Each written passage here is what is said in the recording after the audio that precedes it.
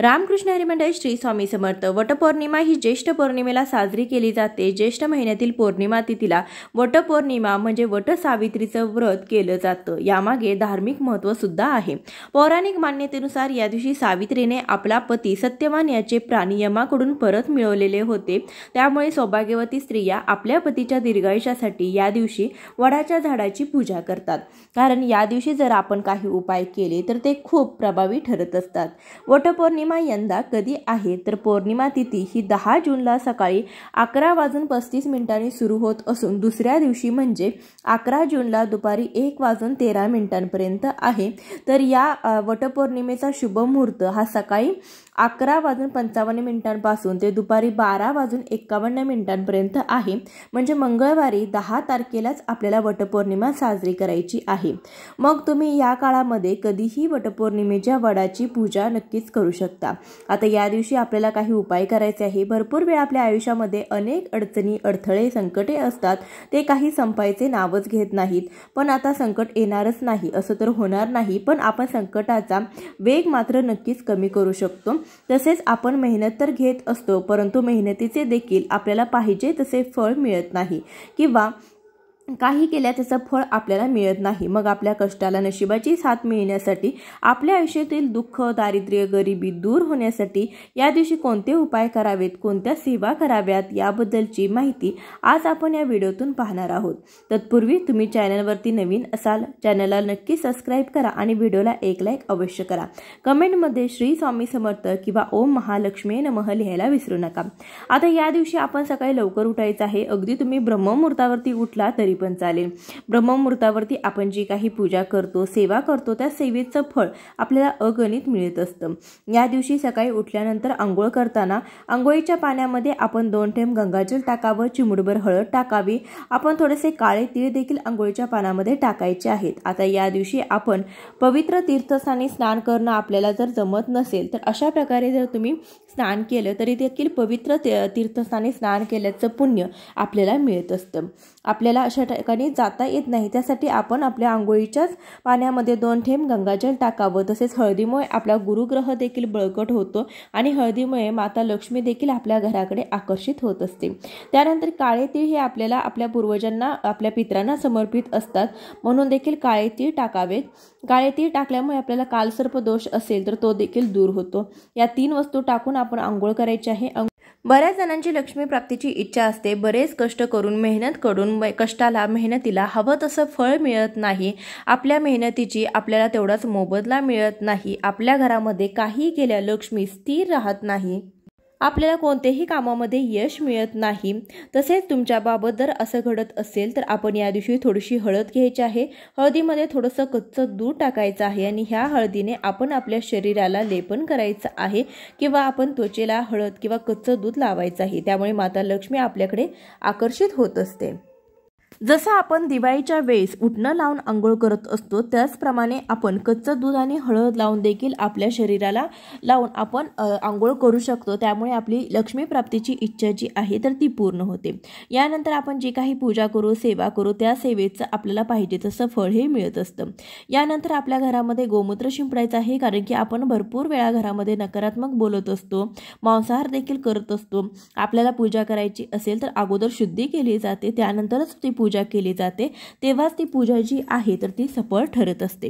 त्यानंतर आपण उंबरठ्यावरती हळदीचं लेपन करावं। दारावरती आपल्या मुख्य दरवाजावरती स्वस्तिक काढायचं आहे। स्वस्तिक हे शुभतेचं आणि मांगल्याचं प्रतीक समजलं जातं। जिथे स्वस्तिक काढलं जातं तिथे नेहमी शुभ कामे होत असतात। आता या दिवशी आपल्याला गोकर्णीच्या फुलाचा उपाय करायचा आहे। वास्तुशास्त्रामध्ये गोकर्णीचं फूल म्हणजे अपराजिता हे सुख, समृद्धी आणि नशिबाचं प्रतीक मानलं जातं। गोकर्ण फुलाचा उपयोग महादेव, विष्णू, शनिदेव, देवी लक्ष्मी आणि दुर्गा देवीच्या पूजेमध्ये केला जातो। गोकर्ण फुलाचे अनेक फायदे शास्त्रात सांगितलेले आहेत। गोकर्णीमुळे आपल्या घरावरती लक्ष्मी प्रसन्न होत असते आणि कुटुंबामध्ये सुख समृद्धी देखील आणत असते। तसेच आपल्या घरामध्ये गोकर्णीचं फूल झाड आपण लावलं त्यामुळे आपल्या घरामध्ये देखील सकारात्मक ऊर्जा ही संचारत असते। गोकर्ण फुलाला अपराजिता, विष्णुप्रिया, विष्णुकांता इत्यादी नावाने देखील ओळखलं जातं। गोकर्णी धनाची देवी लक्ष्मीची संबंधित आहे, त्यामुळे गोकर्णी घरात लावल्याने आर्थिक समृद्धी वाढते। गोकर्णी ही शुभ आणि पूजनीय असल्याने तिच्या प्रवाहामुळे घरामध्ये सुख शांतीचे वातावरण राहते। भगवान विष्णूची कृपा मिळते, माता लक्ष्मी गोकर्णी सोबत राहते, त्यामुळे जीवन आनंदी राहते। कुंडलीमध्ये शनिदेवाची स्थिती वाईट असेल तरी देखील गोकर्ण खूप फायदेशीर आहे। गोकर्ण फुलाने शनिदेवाचा कोप शांत राहतो आणि घरातील सदस्यांचं मन स्थिर राहतं असं देखील मानलं जातं। यामुळे घरामध्ये सकारात्मकता राहते, त्यामुळे सर्व कामे व्यवस्थित होतात। आता यासाठी आपल्याला 5 गोकर्णीची फुले घ्यायची आहेत। आता 5 गोकर्णीची फुले मिळाली नाही तर अशा वेळेस अगदी एक जरी गोकर्णीचं फूल घेतलं तरी सुद्धा चालेल। निळ्या रंगाचं आपल्याला गोकर्णीचं फूल घ्यायचं आहे। आता सर्वात प्रथम देवघरामध्ये एक दिवा लावायचा आहे, एक प्लेट घ्यायची आहे। प्लेटमध्ये आपण कुंकवाने स्वस्तिक हे चिन्ह काढायचं आहे।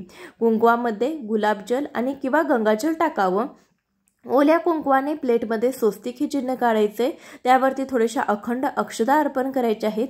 त्यानंतर मातीची पंती घ्यायची आहे किंवा कणकेचा दिवा घेऊ शकता। आता या दिव्यामध्ये शुद्ध तूप टाकायचं आहे। तुम्ही तिळाचं तेल देखील टाकू शकता किंवा मोहरीचं तेल देखील टाकू शकता। आता हा जो दिवा आहे तर तो प्रज्वलित करायचा आहे। दिव्याला हळदी कुंकू लावायचं आहे, फुलं व्हायची आहेत। आता या दिव्यामध्ये आपल्याला काही वस्तू टाकायच्या आहेत। आपल्याला एक लवंग घ्यायची आहे। लवंग ही शाबूत असावी, कुठेही तुटलेली फुटलेली नसावी, ज्याला पुढे फूल असतं अशी फूल असलेली आपल्याला एक लवंग घ्यायची आहे, त्या दिव्यामध्ये टाकायची आहे। त्यासोबतच एक हिरवी वेलची घ्यायची आहे, ही हिरवी वेलची देखील दिव्यामध्ये टाकायची आहे। तसेच चिमूटभर हळद देखील या दिव्यामध्ये टाकावी। आता ह्या दिव्यामध्ये आपण या वस्तू टाकल्यामुळे माता लक्ष्मी आपल्या घराकडे आकर्षित होत असते। आपली इच्छा मनोकामना लवकरात लवकर पूर्ण होते अशी देखील मान्यता आहे। तसेच एक भीमसेनी कापडाची वडी करून तुम्ही त्यामध्ये टाकावी। आता दिवा आपण प्रज्वलित केला आहे। तुळशीजवळ देखील तुम्ही एक दिवा प्रज्वलित करायचा आहे, कारण की जेव्हा एखादा प्रसन्नमय मंगलमय वातावरणामध्ये आपण एखादा उपाय करत असतो तर तो उपाय नक्कीच फलदायी ठरत असतो। आता आपल्याला गोकर्णीची 5 फुले घ्यायची आहेत। सर्वात प्रथम आपण कापूस जाळण्याचं जे भांडं असतं तर ते घ्यायचं आहे। त्यामध्ये थोडेसे अखंड तांदूळ टाकायचे। तांदूळ कुठेही तुटलेले फुटलेले नसावे। त्यावरती थोडेसा भीमसेनी कापूर आपल्याला टाकायचे, एखादी वडी टाकू शकता। त्यावरती हे गोकर्णीचं फूल आपण सर्वात प्रथम हातामध्ये घ्यायचं। आपल्याला महालक्ष्मीचा एखादा मंत्र जप करायचा आहे। त्यामध्ये किंवा तुम्ही जो 99 मंत्र असतो ओम ऐं ह्रीं क्लीं चामुंडाय विच्चे हा म्हणू शकता, किंवा महालक्ष्मीचा मंत्र 108 वेळा तुम्ही जप करू शकता। मनापासून श्रद्धेने आपण हा मंत्र जप करायचा आहे। त्यानंतर या फुलाचा आपल्याला जाळ करायचा आहे, कारण की याच्या वासाने माता लक्ष्मी आपल्याकडे आकर्षित होत असते। तर आपण सर्व ठिकाणी हा जो धूर आहे तर तो पसरवायचा आहे, बेडरूममध्ये, हॉलमध्ये, किचनमध्ये, कारण की यामुळे आपल्या घरातील नकारात्मकता दूर होते। आणि त्यानंतर आणखीन एक अपराजित असं फूल घ्यायचं आहे, हे माता लक्ष्मी समोर ठेवायचं आहे। थोडीशी हळद घ्यायची आहे आणि हळद अपराजिताच्या फुलामध्ये आपल्याला टाकायची आहे। एक लाल रंगाचं कपडं घ्यायचं आहे, त्या कपडामध्ये माता लक्ष्मीला लाल रंग खूप प्रिय आहे, त्यामुळे माता लक्ष्मीच्या पुढे ठेवायचं। त्यामध्ये हे फूल हातामध्ये घ्यायचं। आपण महालक्ष्मीचा जो कोणताही मंत्र तुम्हाला येत असेल त्या मंत्राचा जप करायचा। अगदी तुम्ही ओम महालक्ष्मी नमः या मंत्राचा 108 वेळा जप केला तरी सुद्धा चालेल। त्यानंतर तुमची जी काही इच्छा आहे, मनोकामना आहे तर ती माता लक्ष्मीला सांगायची आहे।